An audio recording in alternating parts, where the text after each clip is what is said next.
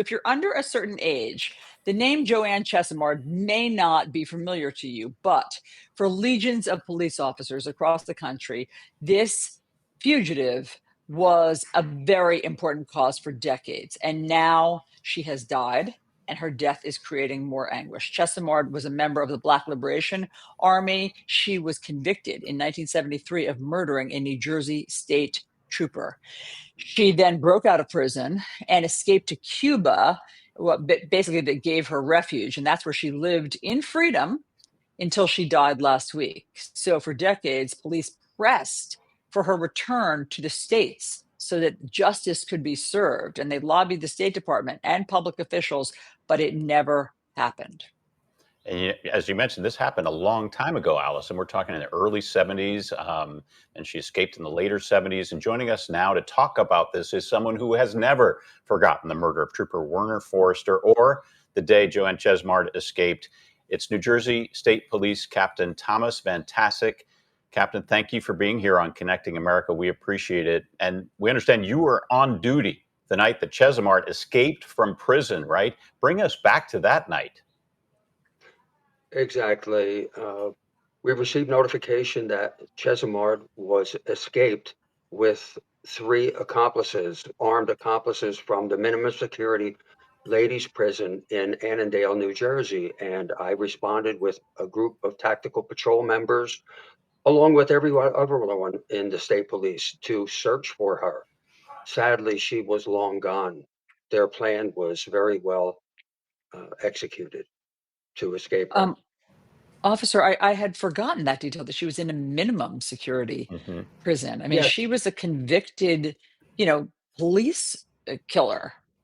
yes, her attorneys convinced whomever in the judiciary to have her moved to a minimum security female prison in Annandale, which was exactly what they sought, so that they could do exactly what they did, enter to under the guise of visitations, three individuals, armed individuals, and at the time, they hadn't searched those three individuals when they initially entered the facility.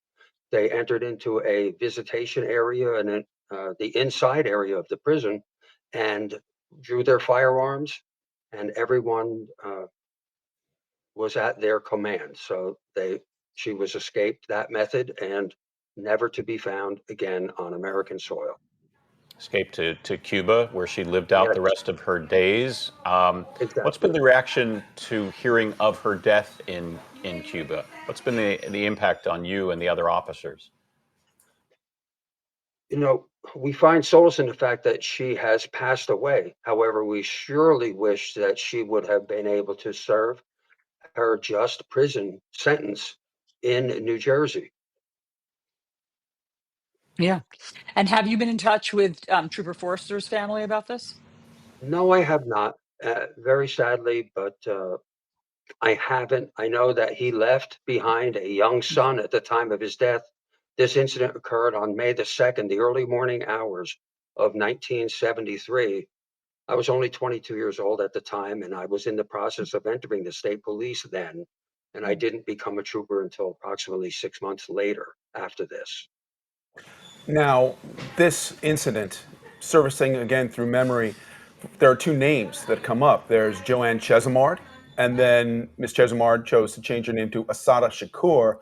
And under that name, some people regard her as a hero. What's your reaction to that?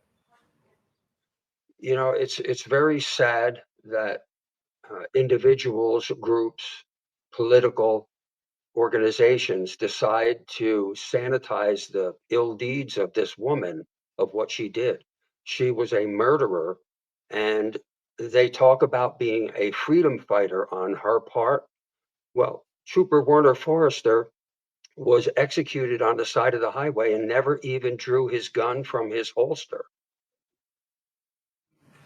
We know after she died, a social media post from the Chicago Teachers Union called her, quote, revered elder of Black liberation, a leader of freedom. Governor Murphy responded saying it was shameful and depraved and that Chesimard is not a hero to celebrate. But there are some politicians that we've not heard from, including Murphy's fellow Democrat Mikey Sherrill's running for governor.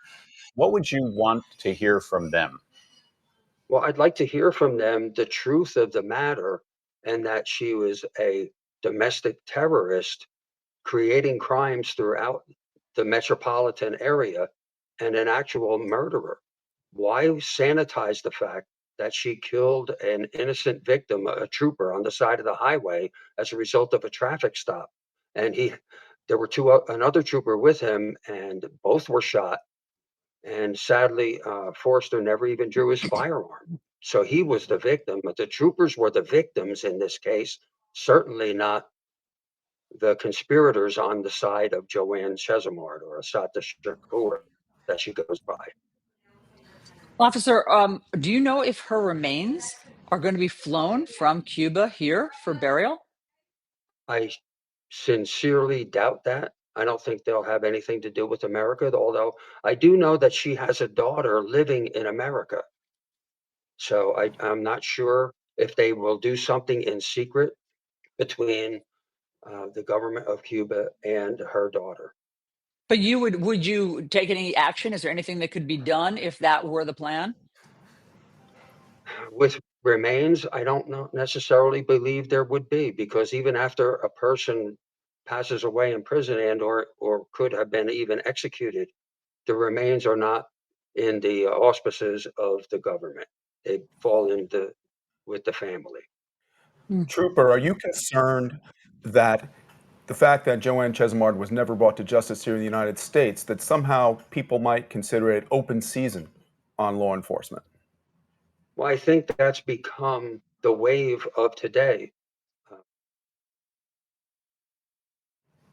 All right, Captain, we appreciate you joining us here on Connecting America to share your thoughts on this crime from decades ago that is not forgotten.